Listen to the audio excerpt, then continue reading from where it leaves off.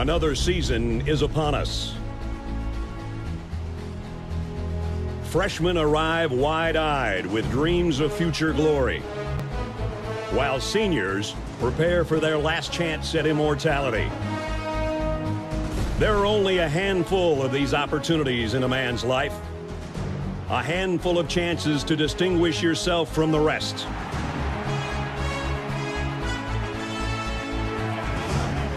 It's on these fields where history is made, where legends begin and heroes triumph. Traditions tell the story of what you represent, of those that forge the legacy you uphold. When you come charging out of the tunnel, 100,000 people will be watching your every move.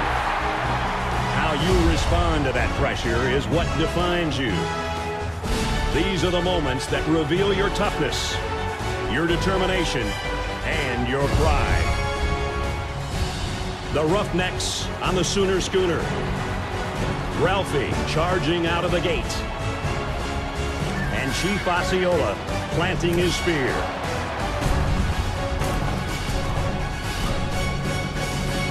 The time has come. Your time is now.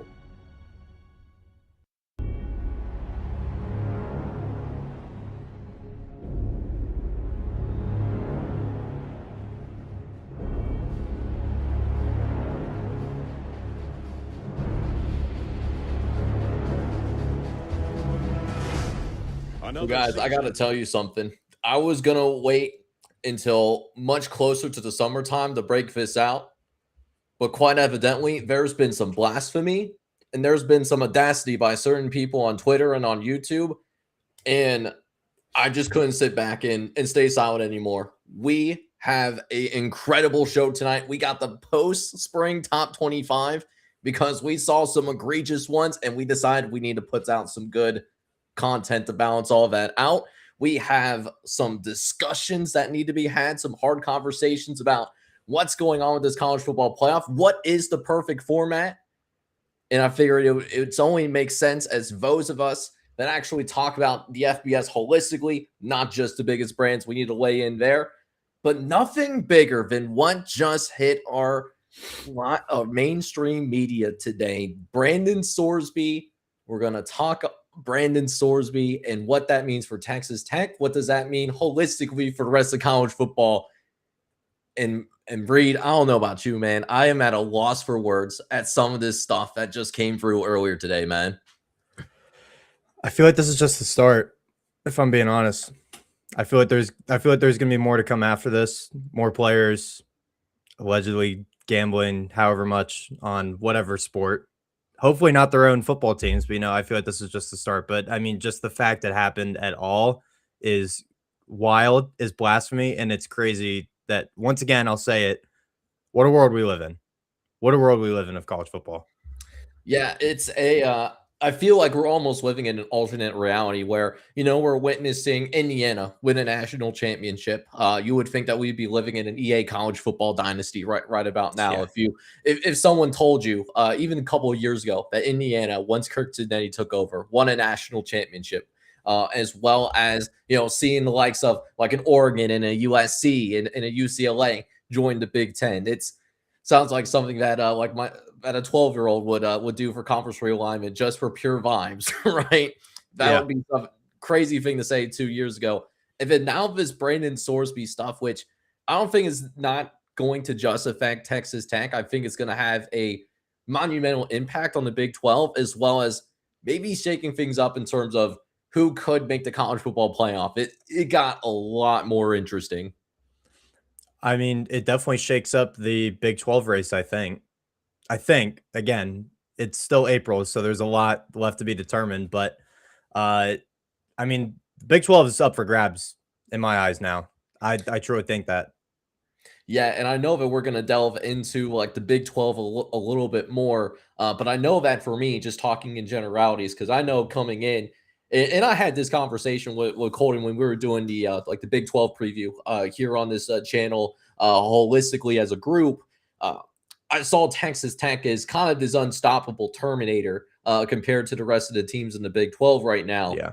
But going from Brandon Sorsby to potentially who they might have at the quarterback position moving forward, because with how serious this is, we're talking about he might never suit up for the Red Raiders. I think that has to be a real possibility. Yeah. I would be surprised if he sets on the field in 2026. And I'm not trying to say that Texas Tech can't be competitive with Will Hammond. It's the fact he's coming off an ACL surgery. He didn't participate in spring ball at all. So the fact that he's going to be coming fresh off of that into fall, and I mean, we saw how he was with Texas Tech last season. I mean, they were okay when he filled in, but I mean, definitely not to the competitive level that Brendan Sorsby could bring that offense to, in my opinion. Yeah, and if we want to talk about that quarterback position in terms of what to expect at the quarterback position with Brendan Sorsby, at least for me, I'm not expecting them to suit up for 2026, given how serious the allegations are. If Will Hammond is not ready to go, you're looking at either like a Lloyd Jones III, who doesn't have very much game experience. He only threw for 74 yards and 2 touchdowns last year in one singular appearance, final regular season game against West Virginia. And I mean, he had some good throws, but it was only 5 pass attempts. And then you're looking at Kirk Francis, the Tulsa transfer that came in. Well, he played in 2 games that were against non-FCS opponents last year, and he had 1 touchdown versus 4 interceptions in the 2 games that he played in against non-FCS level competition. So if Will Hammond is not ready to go, you're looking at either a quarterback that hasn't played very much, but we think he could be solid based on the sample size that he had at West Virginia. Yeah. Or you're looking at a quarterback who has experience, has played college football for a few years, been part of a college football program, but we're thinking that he's probably buns, to be honest with you. And so going from that being that was going to be your QB3 battle. Yeah. Right. With Will Hammond and Brandon Sorsby being the solidified 1 and 2 respectfully. Now possibly being your starting quarterback battle. That's a scary world to live in.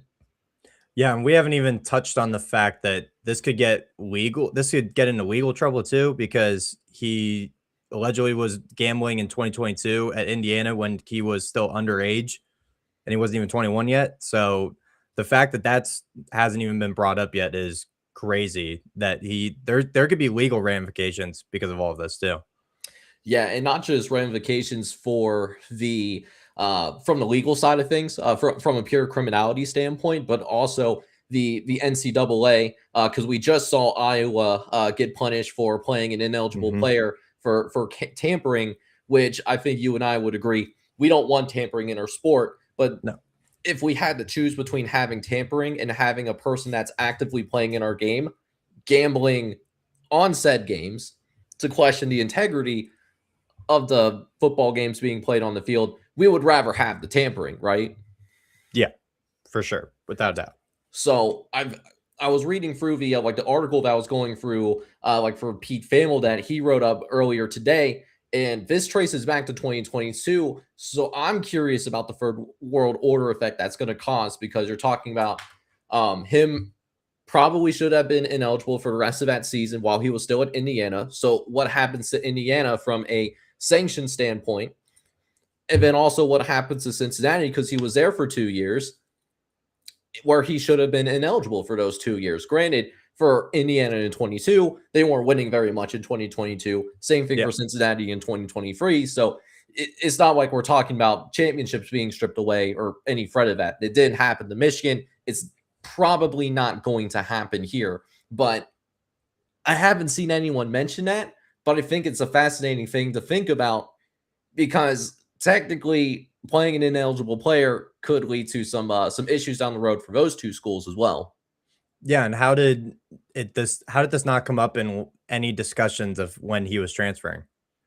No screening, no, have you ever gambled at all?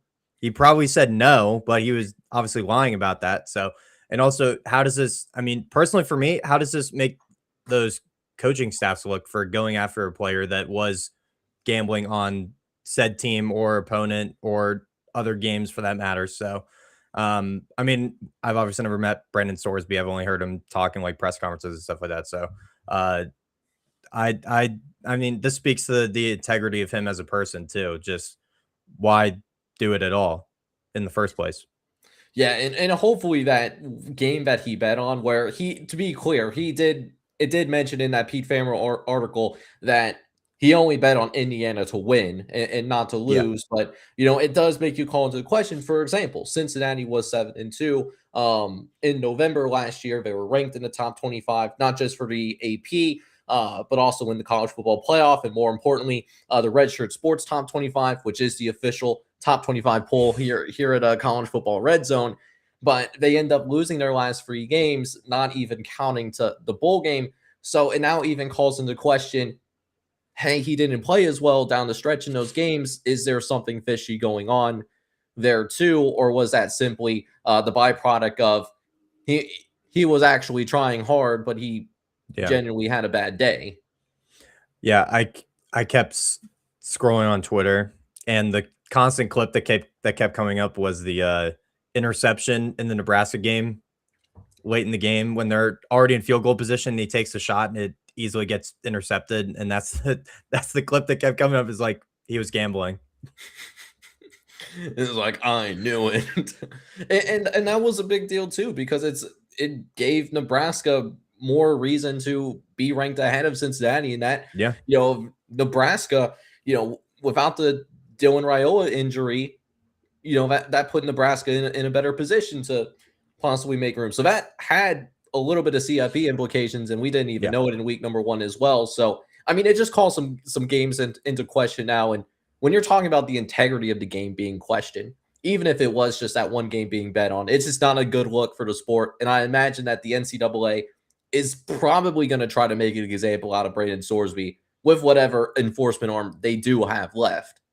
Yeah, I also, just speaking of the NCAA's enforcement arm, I also wouldn't be surprised if they, I don't know about completely get rid of, their sport being able to be gambled on like a DraftKings or a FanDuel or something like that. But I could see them definitely putting restrictions on stuff, specifically like player props, for example, because I know some states have that. So I could definitely see them, lay down the hammer on that. And just one final point I have on this. I also applaud Brendan Sorsby for at least going to get the help and identifying that it was a problem. And some reports are saying that he was, persuaded and, informed by his coaches and fellow teammates that, dude, you need to go get help. You need to go deal with this because this is a real problem. This could affect our team in the long run. So, I mean, I applaud him for even recognizing that and taking the necessary steps to at least go and try to, right this wrong, because that takes a lot of balls, honestly, to put it straightforward. So I applaud him for that at least. Yeah, absolutely. And it doesn't matter whether it's a gambling addiction, or if it's an addiction to alcohol, or if it's an addiction to like the smoking, porn, whatever. It really takes a lot of courage to look your addiction in the eye and try to tackle and face on. So I am For glad that sure. he is, like you mentioned, getting the help. Because mental health is really important. And we've seen this happen, earlier in the offseason with what happened to Rondell Moore, who ended up actually taking his own life because of something similar in terms of mental health reasons. So I'm glad that he is getting the help and that he needs, and hopefully his rehabilitation is successful so that he can still live a long and fruitful life, even if his football career might be prematurely coming into an end, because he was a fun player to watch. I would rather have him, the person, there than see him on the football field and deal with some demons in the background. Yeah, and I think this was probably the most excited season we were going to see of Brendan Sorsby, because this would have been the best team on paper he would have been a part of. And I think I mean, the offensive system would have been an upgrade, the weapons around him, finally getting a pretty solid offensive line in front of him to protect him. So I think this would have been just a fun season to watch Brendan Sorsby at Texas Tech, honestly, all things considered. But I mean, obviously, things have gone the way they have, and he's stepping away from the program. So Will Hammond, you're back up. We'll see. Yeah, hopefully, yeah, Will Hammond's like ACL is better. Because the idea of your first string quarterback coming in Yeah. and being your starter for at least the first portion of the year. Yes, Texas Tech schedule is not um it's not the most difficult schedule in the world. I actually have Texas Tech schedule as the easiest schedule in the Power Four, so they at least have Mhm. that working for them.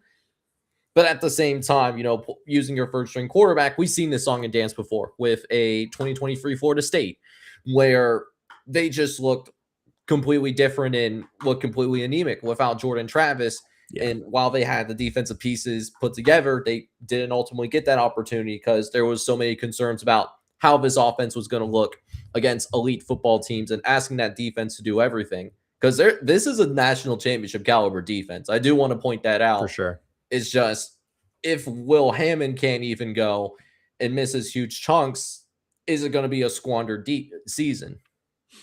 Yeah, and I also want to reiterate that we're not trying to say that Texas Tech is completely out of all conversations for a playoff spot, Big 12 championship, national title. I mean, national title, they're at least going to take a hit for me, but they're definitely still going to be a very competitive team. They're very so much in the conversation for Big 12 championship playoff, without a doubt. That defense is elite, to your point. Will Hammond is basically the key to everything now because he has had multiple injury problems over the last few seasons. And is he capable of staying on the field for an extended period of time to be able to, gain momentum with the offense, build continuity, and, push forward? So that's definitely the biggest question mark surrounding Texas Tech now, which prior to today, I didn't have a lot of questions about Texas Tech, if I'm being completely honest. Yeah, I mentioned it again, like in the Big 12, specifically. I mean, it was really Texas Tech's conference to lose, and I Yeah. think the winner is any other team that has legitimate aspirations to win the Big 12. If you're a BYU, you're in Arizona. If you're a Utah, like you're one of those programs. Mhm. This is a huge win for you. But again, hopefully Brandon Sorsby, he gets the help that he needs. Still a really good football team, but how much of a hit do they take if we don't see Sorsby again? I guess that's to be determined at a later time. Yeah, I'm definitely gonna have to do some recalculations in the model without Sorsby for sure. Yeah, and the crazy thing about all of this with this news hitting, it did end up creating a little bit of fire drill in a sense because so we It had did. this planned even before this news broke out, but I mentioned it in the beginning. We are going to be unveiling this post spring top 25. And the original plan was I was going to wait until a little bit later until I was getting ready to introduce my personal top 25 through the first look series that I've been doing here on YouTube specifically. But because of his Sorsby news and also because of frankly some extremely wild top 25s I've been seeing this time of year right now, I Yeah. felt like enough is enough. And Reed and some of the other cast members who aren't on screen tonight, but they're gonna agree with me too. We need to put ours out and we need to balance things out, so to speak. We needed to put our foot down, Jake. Just say it. We needed to put our foot down. Yeah, All right. you know what? I had to really ingrain myself in the inner a pimp named Slick Back and get things in line. So without further ado, let's go ahead and jump into what originally was going to lead off the show, and that is our post spring top 25, which is going to be coming up on your screen now. So a couple of caveats here because there was a couple of ties that did need to be broken. First and foremost, it's a point based system, so it wasn't just me that voted on this. It wasn't just Reed that voted on this. There's a few other guys that are a part of the college football red zone brand that did end up voting on this ballot as well. Colton of O&O Sports, AT, who you guys know as Tampa 2 college football, and then Brody, who is known as college football only. They've all voted on this thing, right? So it's not just me and Reed. So if you have a problem with this top 25, please direct it at them. If you love this top Yep. 25, please direct it to Reed and I. We will take all compliments. We take zero of the blame. Second off, there was a couple of ties, with our point system that we use So if there was a tie, then I broke the tie with my own top 25 and my own FBS rankings, because I have a full FBS rankings 1 through 138 that's going to come out at a later time. So any ties that happened here, I broke it myself. So again, if you have any issues with this top 25, please direct it to the other voters. If you enjoy this top 25 deeply, please direct it at Reed and I. We will take all the credit. The blame will be shifted somewhere else. That is mainly working behind the scenes. Mainly on Colton.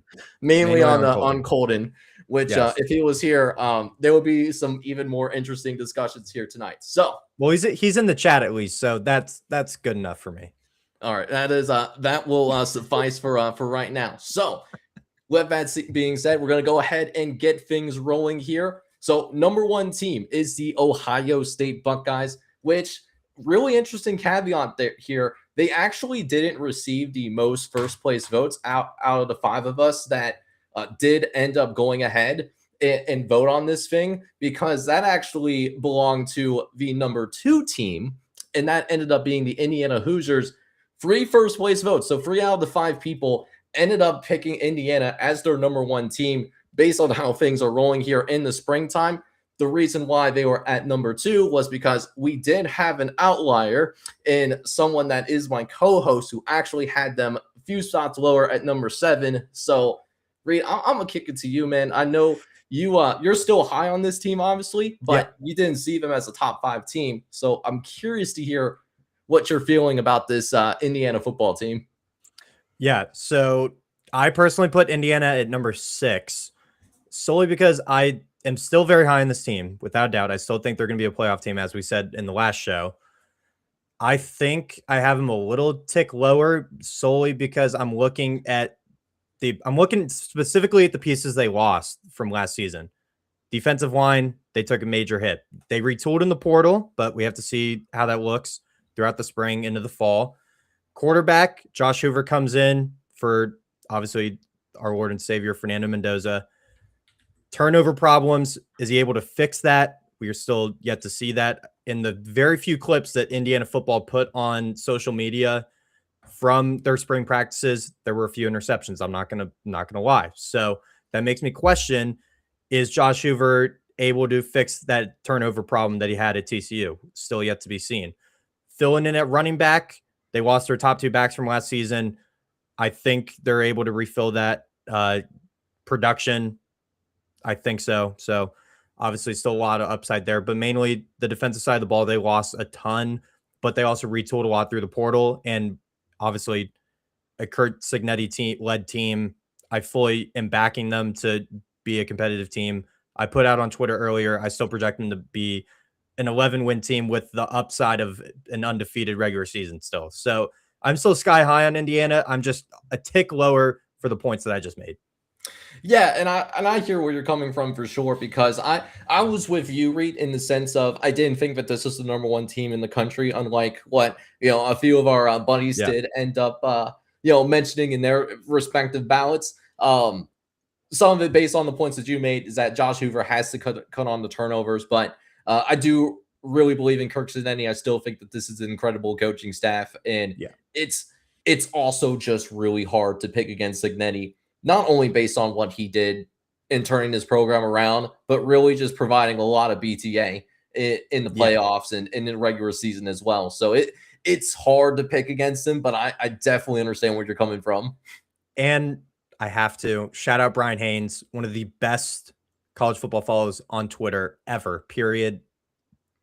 I love him, dude. I love Brian Haynes. He might be my favorite coach aside from head coaches and coordinators. He might be my favorite coach in all of college football, period, for what he's done the last few days. Unbelievable follow, Brian Haynes. Yeah, you absolutely love to see it, but we'll go ahead and keep going through some of the rest of this top 25. So we do have a little bit more Big Ten love here. We got Oregon at number 3. So the top 3 teams all coming from the Big Ten. Notre Dame comes in at number 4 as well. So again, we're still staying north of the Mason-Dixon line, but we do get a little bit of a deviation we got our first SEC team here. We got Georgia coming in at 5, and we all agreed that Georgia was number 5. There was, no one was higher on Georgia, no one was lower on Georgia. Just a model of consistency in the Georgia Bulldogs. Texas at number 6, and Reed, you were a brave man having Texas come in as your number 1 team based on how things stand in the spring. You love Texas. Is it mainly because the Arch Manning love is getting to you, or what are you seeing from this Steve Sarkisian-led football team? Well, first off, shout out Arch Manning. It's his birthday today, so shout out to him. Second off, I think this is the best roster that Steve Sarkisian has had in his time at Texas. And this is make or breaks. This is a make or break year in my eyes for Texas. If they don't at least, I'll say, make the playoff semifinals, it's a failure. It is a failure of a season, in my opinion. This is the best roster they've had, the most weapons around Arch Manning so far in his time there. Arguably a top 3 receiver in the country in Cam Coleman, stacked running back room, a hopefully healthy offensive line now. Defense reloaded.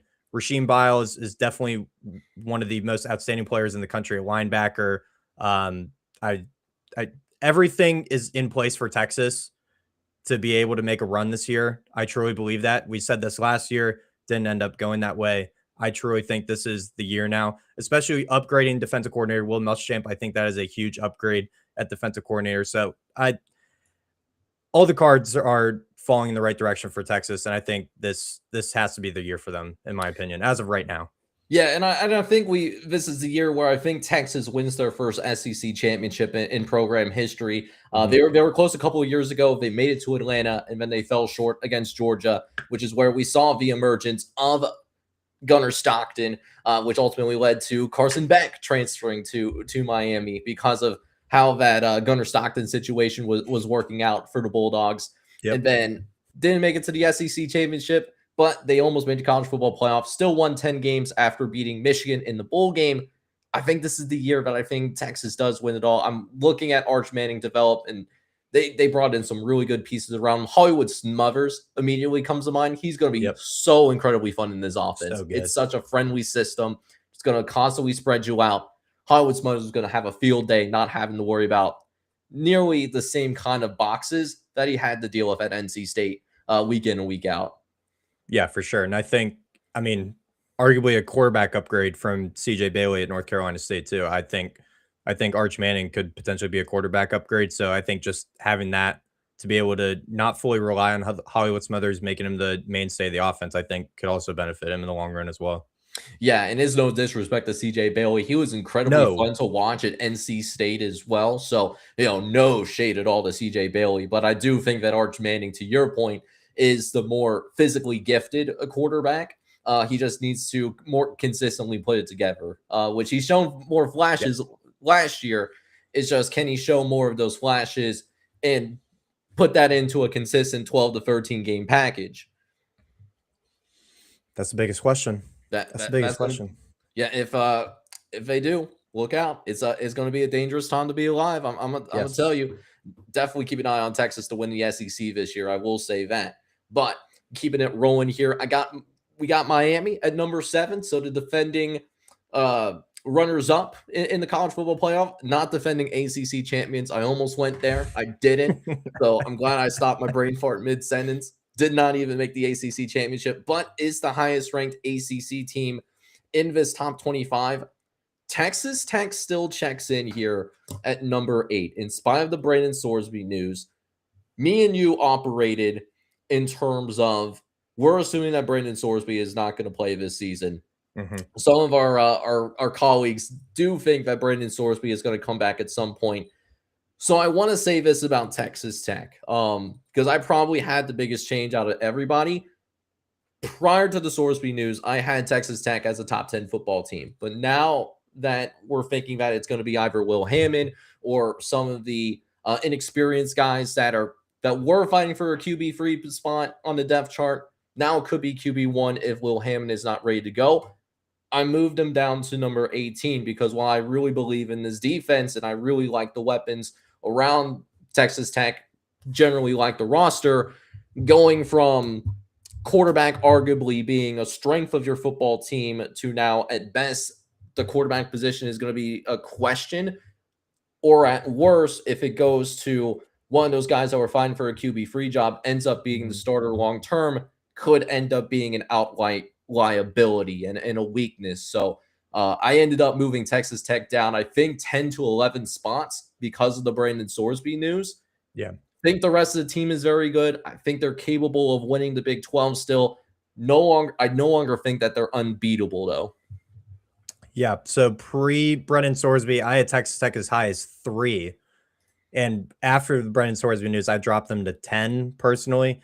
I think I'm higher on the defense than you personally, and that's solely why I have them at 10. I think the defense is a top 5 unit in the country potentially. So I think Texas Tech is going to have to rely more on the defense now than they had planned to at the end of the spring, because again, quarterback don't know what's going to happen there. So I think they're going to have to rely more on the defense than what they thought they were. So that's why I have them at 10, just solely because I am backing that defense and the weapons to be able to bail out whichever quarterback ends up being the starter. So I have Texas Tech at 10 personally, but I don't blame you for the drop. I mean, losing your starting quarterback is a huge deal.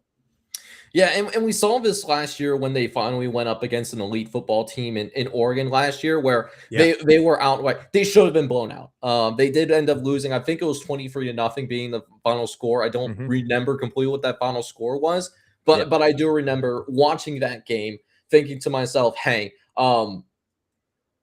Oregon should have won by at least 40 if it wasn't for that defense." And what I'm worried about is that we're going to see slightly more games like that, talking about going from, okay, you're probably going to be, best team on the field at all times, to now, if you play against a team similar to you, having more of those blowout times, right? And, I'm not really high on Kirk Francis. The Tulsa fans that probably found this out the hard way last year, having to unfortunately watch him play for a couple of games.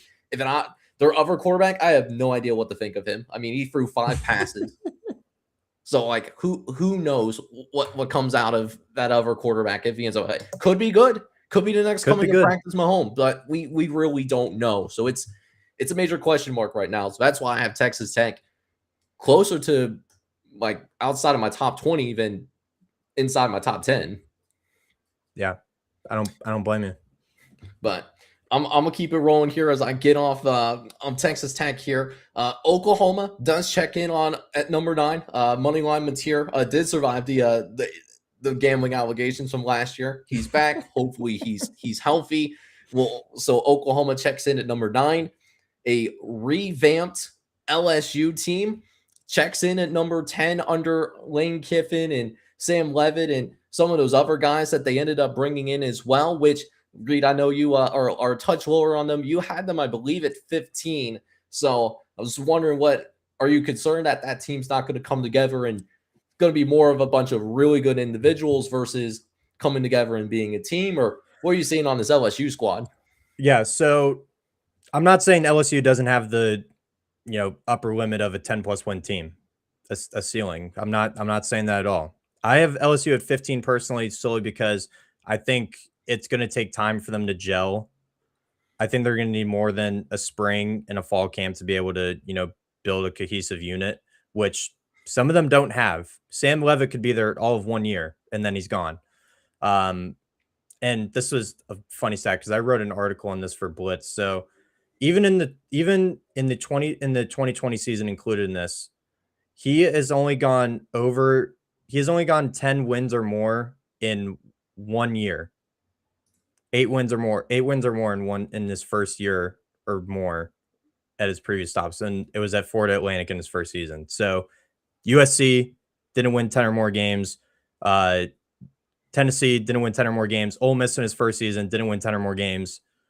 And the fact that he has to do that at LSU now, which all of the pressure, I mean, you thought the pressure at Ole Miss was a lot, buddy. LSU is a top 5 program in the country on its day. So I think it's going to take time for them. I'm bullish. I'm leaning under their win total right now. I'm not saying they can't go over that, but I think their schedule has some tests to it. Ole Miss on the road week 3. Then they come back and host Texas A&M in week 4. Auburn, Tennessee on the road. Clemson in the non-conference. Obviously, they're just off this list. Alabama and Texas.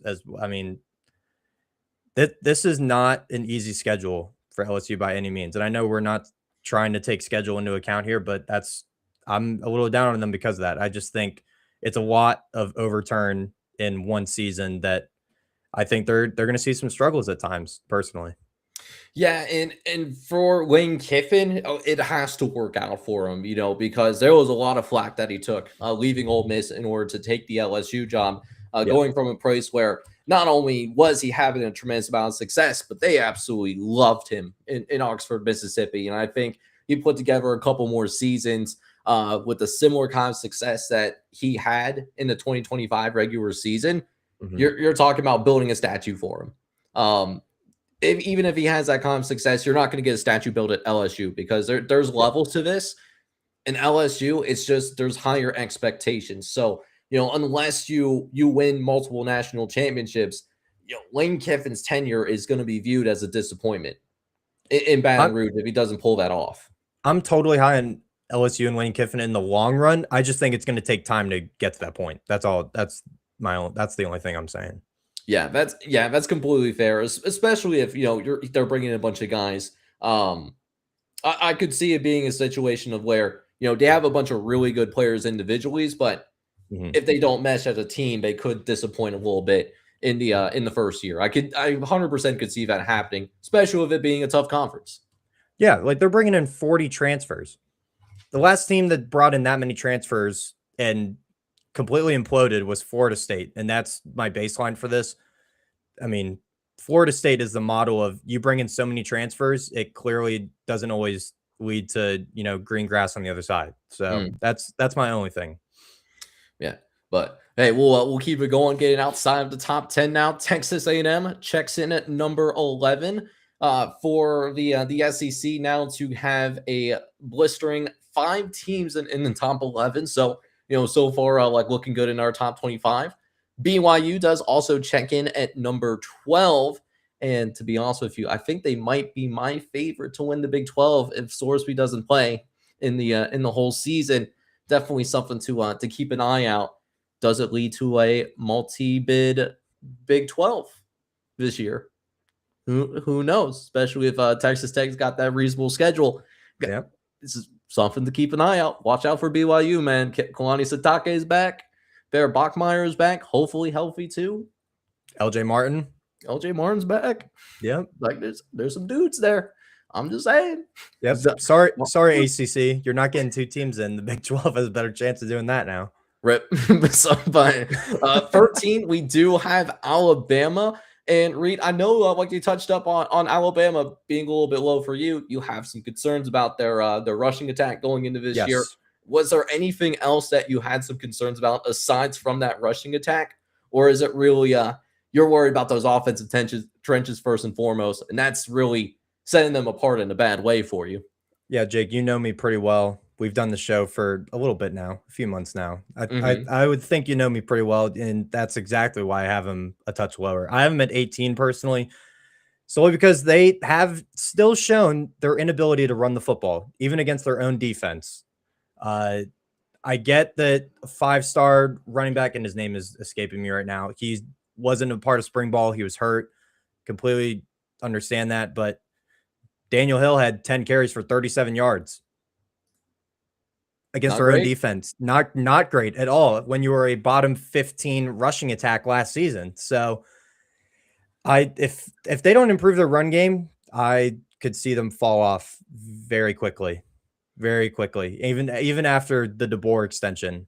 I think Bama fans, I'm gonna say it again, I still think they haven't changed their worldview. They still think Nick Saban is their head coach, and golly, they need to change their point of view. So yeah, again, it's always going to be really hard to have to go and replace a legend. And Nick Saban is a legend. Yes. He's arguably, not only was he the best coach, I think, in our lifetime that we've seen, but Nick Saban, you could make an argument them being on the Mount Rushmore in terms of head without a coaches in doubt. college football history. You Without a doubt. absolutely could make that argument as the greatest Yeah. head coach of all time.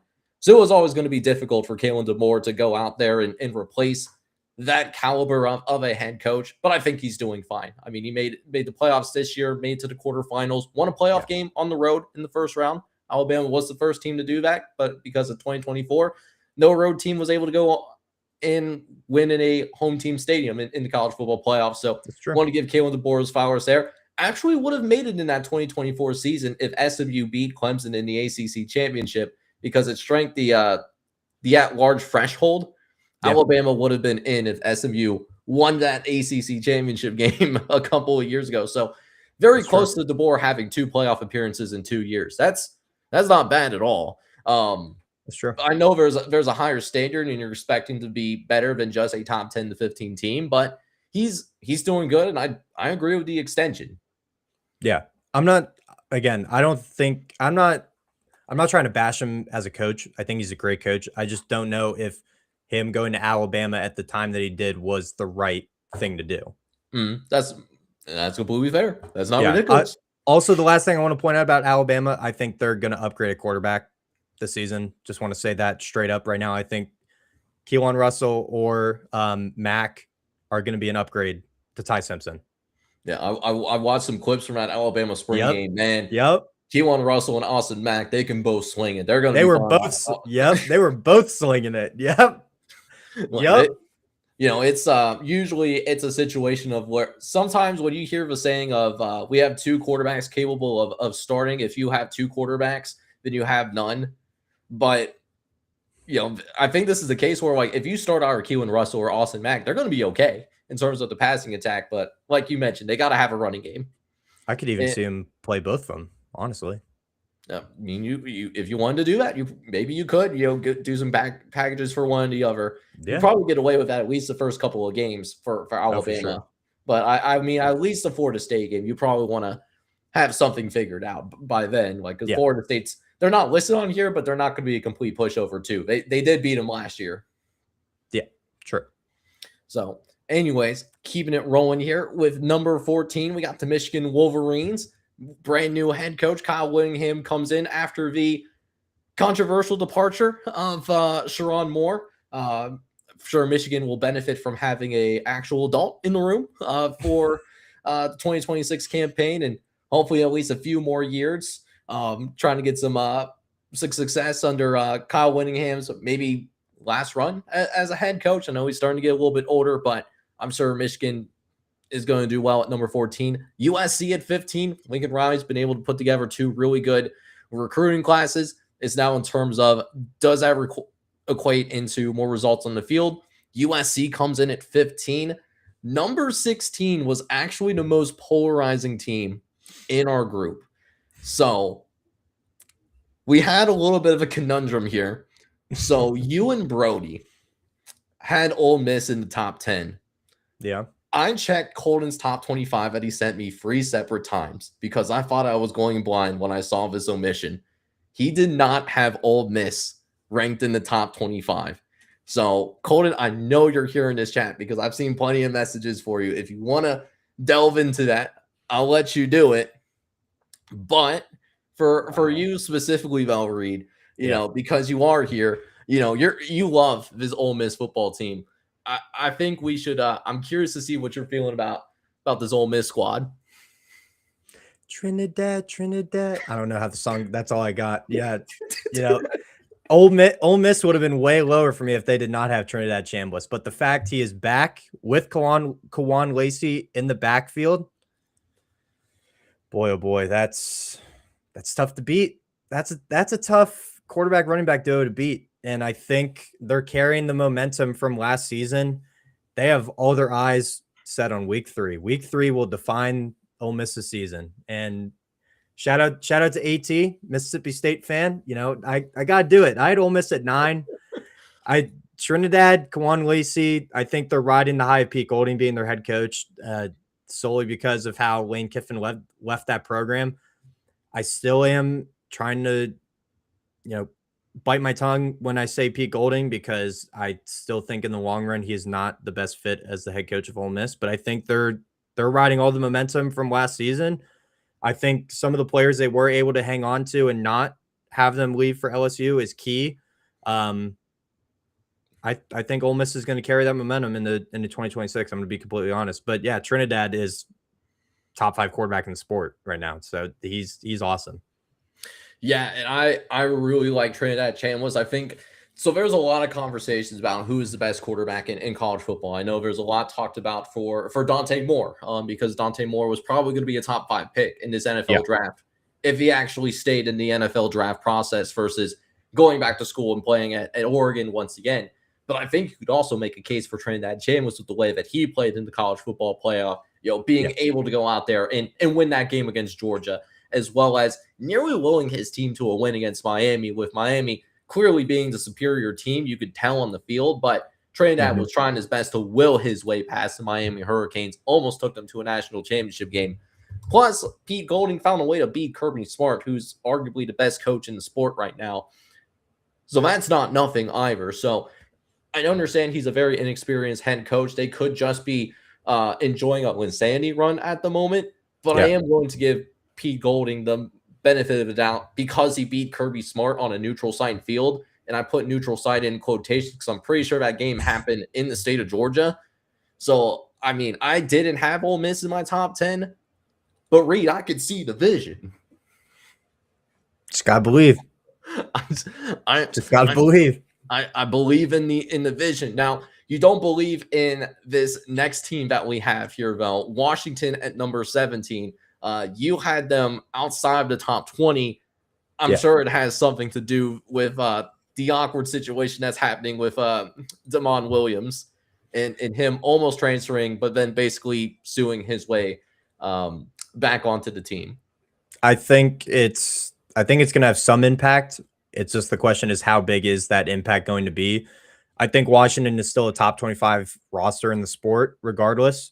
I think also the hits that they've taken on the skill position players around Damon Williams, losing a Jonah Coleman, losing a Denzel Boston at receiver, they've obviously refilled those positions the best they can through the portal and the likes of that. But I think they take a little bit of a hit just solely because of the pieces that they lost. And I think, I mean, it's hard to forget your starting quarterback just wanting to up and leave out of nowhere. So it's hard to forget that as a teammate of said quarterback. So I think they take a dip a little bit. I have them at 22 personally, but I think they're definitely still worthy of being a ranked football team right now for sure. Yeah, absolutely. And I think that's going to be one of those teams it's going to be a feisty team to deal with in the Big Ten. Yeah. They have a very underrated home field advantage. There's very few teams in the country that can go into their building and straight up take over the stadium. We saw Ohio State do this last year, but Ohio State is an exception and not the rule. That is a incredibly hard place to play at. It doesn't get a ton of attention because Washington hasn't been elite as a football program. But if you ask these coaches if they want to play in Washington's home building or not, it's going to be a resounding no for me, dog. Yeah. No pun intended either. I promise you that was no zero pun intended whatsoever. But anyways, that's going to be a perfect that's going to be perfect like out of context like Redzone clip. But anyhow, no, number 18, we do have Penn State. AT, I know you're in this chat. I'm going to give you a chance to defend yourself because you have Penn State at number 24. You almost had them outside your top 25. I'm curious to hear if you're still in this chat, how you're feeling about this Penn State football team and why only 24. It's I'm not mad. Reed is gonna pretend not to be mad. But we're just curious what the thought process was, and we'll patiently wait for your answer in the chat. So Penn State still checks in top 20 in spite of that. So it's fine. It's totally fine. Tennessee comes in at number 19. In spite of losing their starting quarterback and having an experience at that quarterback position. Florida, first year under John Summerall, checks in at number 20. Now, AT did not have Florida in his top 25. So, maybe either is not a Florida believer or because he doesn't have love for certain SEC teams. Maybe that's a part of the reason why he doesn't have this top 25 either. But Florida still checking in at number 20 for right now. Hold on. Colton in the chat. Reed got Penn State 10 wins at 24. I do not have them at 24.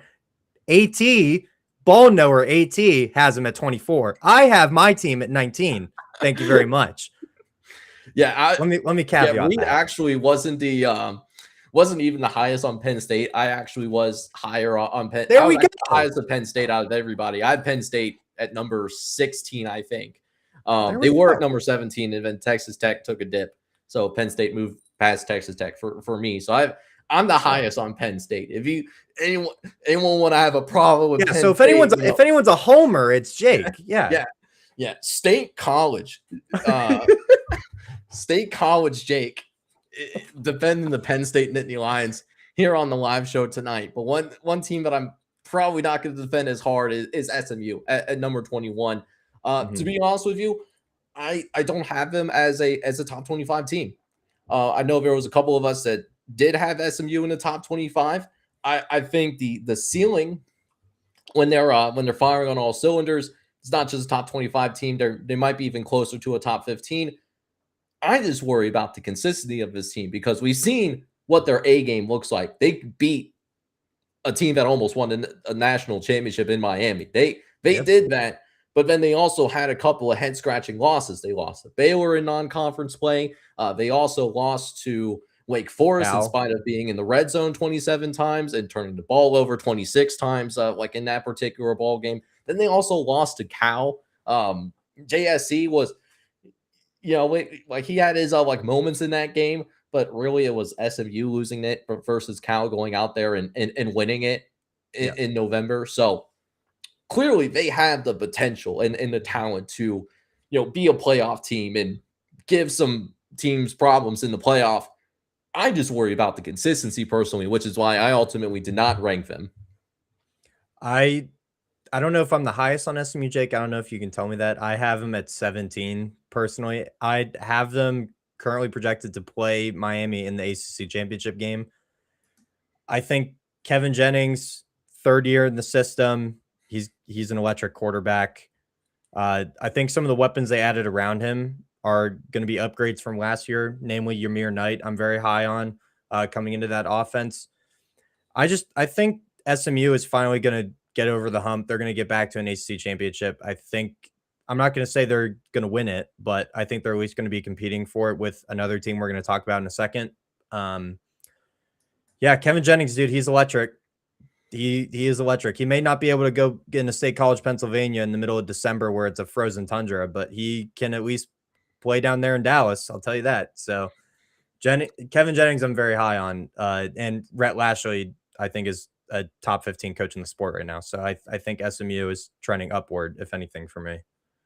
Yeah, and I mean, I like Kevin Jennings. I love watching him play. I like Rhett Lashley as well. It's just, I just worry about that consistency. That's really what's. I think the other teams on this list are more consistent, and I think they should be ranked ahead of him initially for me.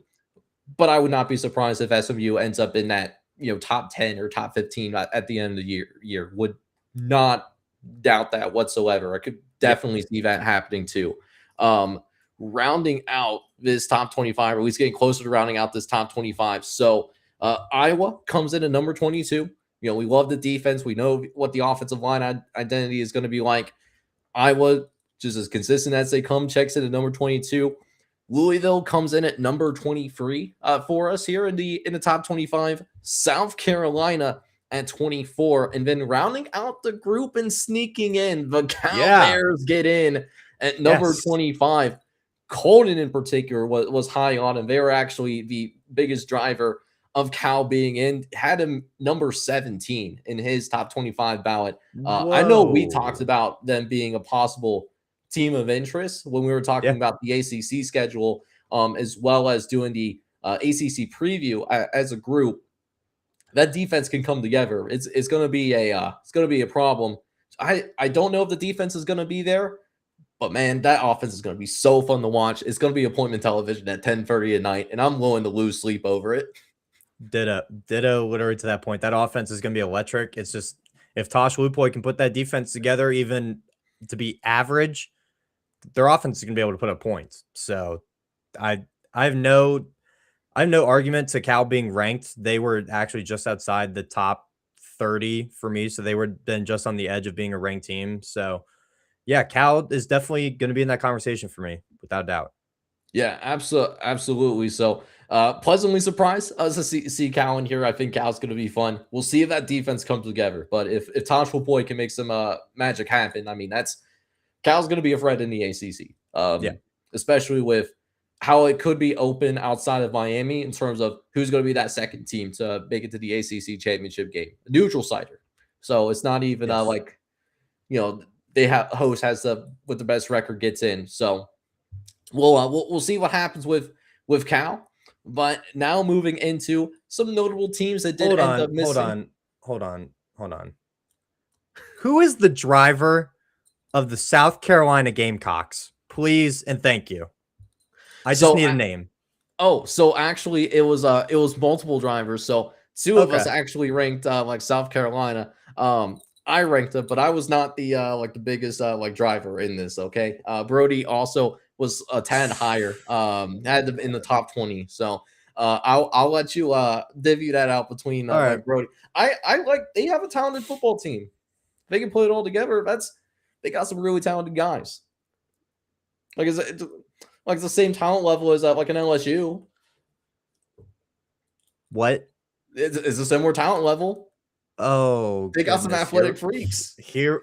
I'm not denying that, but see, that's the thing. One, they have to be able to put it all together. I trust LSU to be able to put it more together than South Carolina.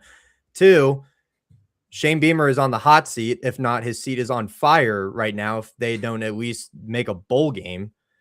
Three, I mean, does Lenoris Sellers have receivers? I know they added receivers, but does he actually have receivers? You can't just put a track star out at the 1 above the numbers and tell him to run a go route every time. Okay? He needs actual competent receivers to be able to catch the ball that's not named Nick Harbor. Okay? Dylan Stewart's a bona fide stud. I completely back that. He's going to carry the defense. But in my opinion, like, hold on. But I mean, we saw South Carolina is 29 for me. Like, yeah, so I mean, like that's only like 5 spots. So I mean, it's like you're getting like worked up over them being like 5 spots higher than what you have. We saw the ceiling of South Carolina though. Like, yes, they had a generational fumble, okay, in the Texas A&M game, but I mean, they were up by 30 in a team that ultimately not only made the college football playoff, but they were playing at home, and they put up a 30 spot on Texas A&M. So the ceiling is there. Yeah.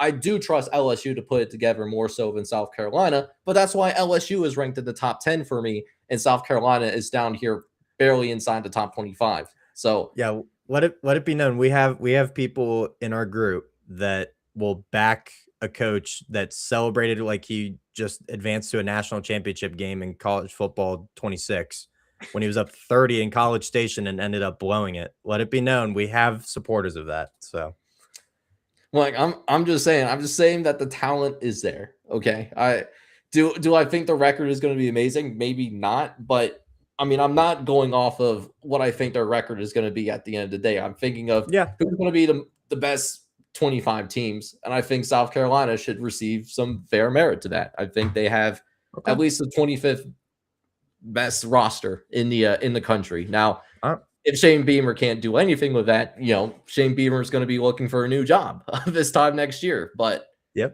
for now, underrated home environment too. That's true.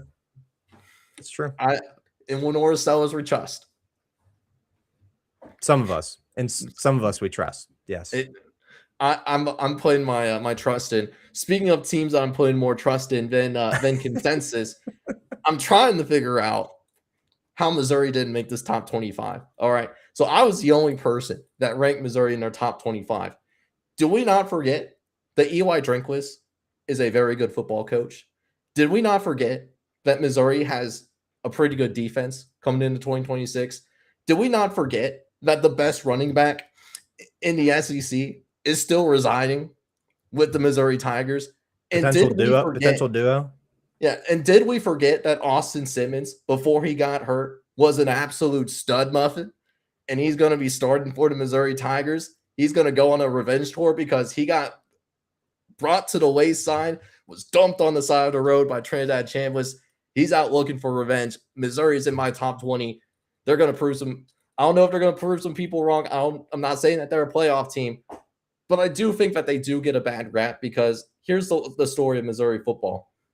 Missouri in the public media is treated as this, oh, they just get barely ranked in certain points of the season so that they can be a ranked win for some of the better SEC teams. I know how this looks, but legitimately Missouri should be ranked here. I have them in my top 20.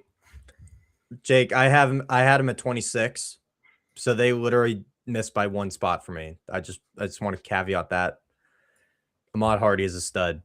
Austin Simmons is going to be an improved quarterback from what they had last year. Defense is still really good. Eli Drinkwitz is still a really good head coach.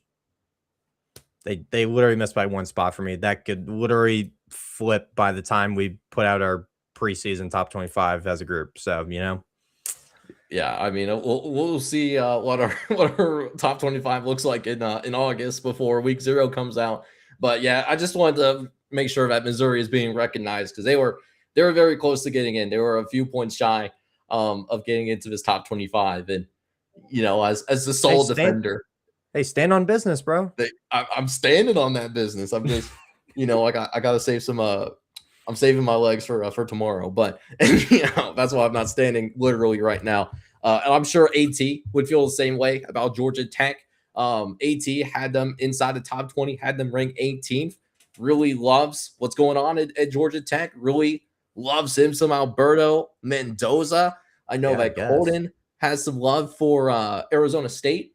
Colton had him in 21st, and then AT had Clemson at number 21. So, I don't know about that one, but okay. I trust the ball knowers. That's all I have to say. So this does conclude. So this is our top 25 in a nutshell. Very curious to hear your guys' thoughts. Is there any teams on here that you think is too high? Do you think that's too low? Definitely let us know in the comment section, and you can flame us in real time if you're watching in the live chat. Definitely let us know in real time as well. Last thing that we want to get into tonight, though, because there's been some talk. There has been some talk about the college football playoff. We're starting to hear that word again. Playoff expansion, and possibly getting into the idea of having as much as 24 teams in the college football playoff. And so, I've seen the discourse between, what is the perfect playoff? Is it 12? Is it 16? Is it 24? And so I sat there and thought about this, and I'm curious to hear what your thoughts is as well. For me, the short answer is I think we're okay at 12, but the long answer is I'm cool with 12, but if we go to 24, certain things have to happen for me to get on board with a 24-team playoff. 24 would be blasphemy. It would be a crime. Someone should go to jail for it. Yeah, I mean, shout out Greg Sankey, holding down the fort for us 12-team playoff fans. He is standing on business. If anyone's standing on business, it's Greg Sankey, holding down the fort. So anyway, if we go to 24 teams, there's got to be a lot of different, how do I want to put this? Restrictions. There's got to be, a cap on teams from conferences getting into it. You can't just take the top 24 ranked teams and put them in a bracket and call it a day. What's the G5/G6 inclusion in this? How many teams do they get in it? I mean, I just think it completely ruins the point of the sport. It ruins the competitive edge of it because you could be a fringe ranked team all season, fluctuating between like 22 and not ranked, like just on the edge. You could get in the playoff. You realistically have a chance to win a national championship, and you've been fluctuating between a ranked team and an unranked team all season, and you have a shot at a national championship. We need to stop with college football and these underdog stories, because there are no underdog stories in college football. It is very, very rare. Some people, like example, some people say Boise State in the 2010s was an underdog story. They didn't play for a national championship, did they? They played for a BCS bowl. That's cool. Beat Oklahoma. That's cool. That's the closest you're ever going to get. We need to stop with these underdog stories. If you want an underdog story, transfer from a G6 school, be the starting quarterback at LSU, for example, and go win a national championship at LSU. That is an underdog story. You're not going to get a whole entire team underdog story. That's my thing.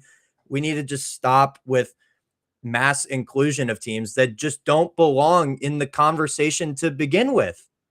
That's my thing. There has to be a cut. There has to be a cutoff line. There has to be a cap of teams that we can actually consider to be a worthy national champion, or at least in the discussion to compete for it. Yeah, so I definitely hear where you're coming from. I mentioned it on Twitter. Long story short, like short version of what I think that perfect playoff format should be. I'm perfectly okay with staying at 12 teams. I think the 12-team playoff that we've had over the last couple of years, I think that's really good. Especially what we saw this year. We still saw some very quality teams end up getting left out. And for example, an 11-1 BYU and a 10-2 Vanderbilt, those two teams left out, and they were very deserving of an opportunity to play in our college football playoff. But that doesn't mean that we need to expand. That means that we know that those 12 teams that are getting in are worthy teams to have the opportunity to compete for a national championship. And I know that there was some blowouts on some teams, but blowouts are going to happen regardless of format. Regardless of whether we expand this thing, whether we stay the same at 12. Shoot, we had the 14 playoff for a decade. We saw teams in the 14 playoff get blown out. We even seen teams get blown out in the BCS national championship game back when it was just number 1 versus number 2 straight up. Those are the only two teams that go for a national championship. So I don't agree with one of the main arguments against expansion being, there's just going to be more blowouts. There's going to be blowouts anyways. Now, so I'm okay with 12 teams, because I think 12 teams, we have a good system. It needs some tinkering. I think we all agree that there should be some slight tinkering. Probably would love to see more home games. I think more home games on campus. I think that would be really awesome. But I actually I'm going to disagree with you, Reed, in terms of 24 teams being complete blasphemy, because if you look at, I'm not going to go to any other sport, because our sport is not like basketball. Our sport is not like baseball. It's not like soccer or cross country. Our sport is completely different from any of these other sports. But if you go to FCS football, we have a 24-team playoff.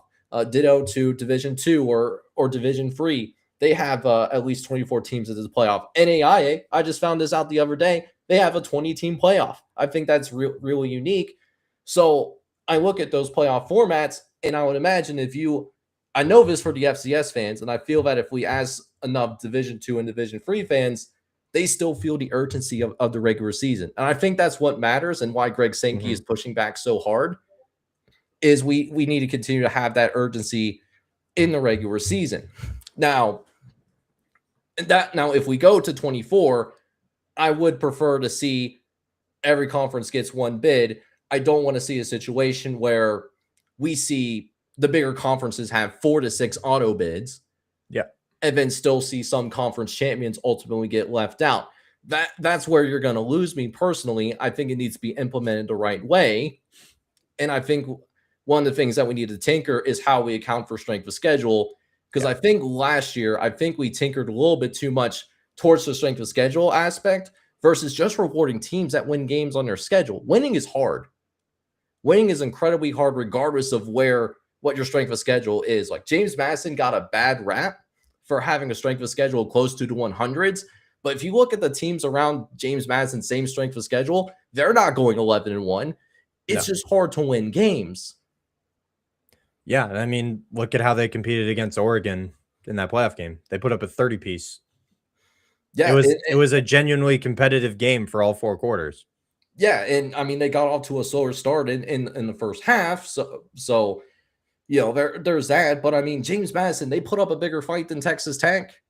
Yeah, You know, they put up a better fight in their playoff game than Alabama did against Indiana, than Oregon did against Indiana as well. But here's my thing about it, because I've seen some discourse about the G6 not being included in the playoff as well, and I understand that they can't compete for a national championship. I would be incredibly surprised if we ever see someone from the G6 win a national championship. To be honest with you. But my worry is if you completely remove the G6, then the Big 12 and the ACC would be next and getting them excluded as well. And we're already kind of seeing this. The ACC only got 2 teams because Clemson upset SMU in the ACC championship game a couple of years ago. They were a 1-bid league last year. They were almost a 0-bid league if it wasn't for Miami sneaking in at the 11th hour. Big 12, the last couple of years, they were also considered a 1-bid league as well, whereas the Big 10 and the SEC, they got 3, 4, and in some cases 5 teams. So that's why I worry about making sure it's implemented the right way. Yeah. Because if we box out the G6, then you create a situation and you create justification to also box out the Big 12 and the ACC, which I think would be next in the eyes of the SEC in the Big 10. The quick analogy I'm going to make to that point, Jake, is for anyone that pays attention to world soccer, they almost made a European Super League, which basically took like the top 4 or 5 teams in the major leagues and a couple of other big teams from around Europe, and basically just made their own league, or had the idea proposed, and like it was an actual real thing that could happen, and a bunch of like the fans basically rioted for a day straight, essentially, on social media and real life, everything, and it got destroyed basically within a 2-day period. So anyway, that's basically the analogy that's going to happen here.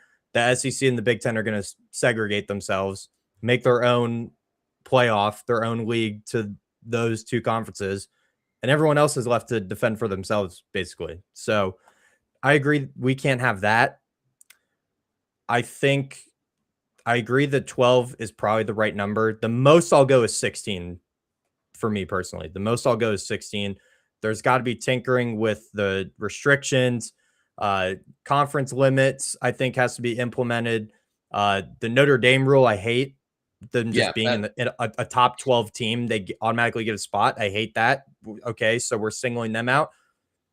Like I get the G6 thing, because it's very rare you're going to see a G6 team ranked in like the top 15. But I mean, to just basically exclude Notre Dame because it's one of your biggest brands, it's going to gain you the most money, some of the most viewership on your platforms. Like that's frankly bullshit. I don't think any school, no matter the size, should get that special of treatment. Yeah, and when I was talking about tinkering up some rules, the Notre Dame rule was the first thing that I thought of as well. Not only based on what you said, but if I'm UConn, UConn is an independent school as well. Yeah. So if I'm UConn, I'm asking the playoff committee, so Notre Dame basically gets an auto bid if they're inside the top 12, partially because of that independent status. Do we get that same benefit as an independent school as well? Or because they're a much bigger football brand, it only applies to them and it doesn't apply to us. Now, some of the rules that they did change, like having the highest ranked G6 get the auto bid from those group of conferences instead of it having to be a conference champion, I actually don't mind that, because it does give an avenue for UConn to get into the college football playoff if they're good enough, because they wouldn't have access to the auto bid system previously for the group of 6, because they're not a part of the conference. And because they're considered a G6, even if they finish undefeated, there's no guarantee that they would be in the top 12 unless they played against a couple of teams that ended up ranking the top 25 at the end of the season. So it does give UConn a little bit of a path for them to get in. So not everything that they changed was all bad, but another rule that we did not necessarily touch up upon is, instead of it being the top 5 conferences, which I agreed with, if you're a power conference champion, you automatically get in. So last year, if that rule was in place, Duke at 7-5 would have gotten in. That's blasphemy to me as well. I agree, for sure.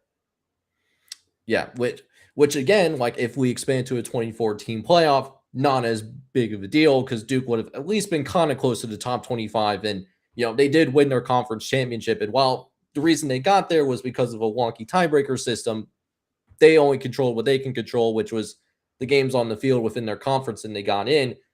The idea of 7-5 Duke being in a 12-team playoff is insane to me.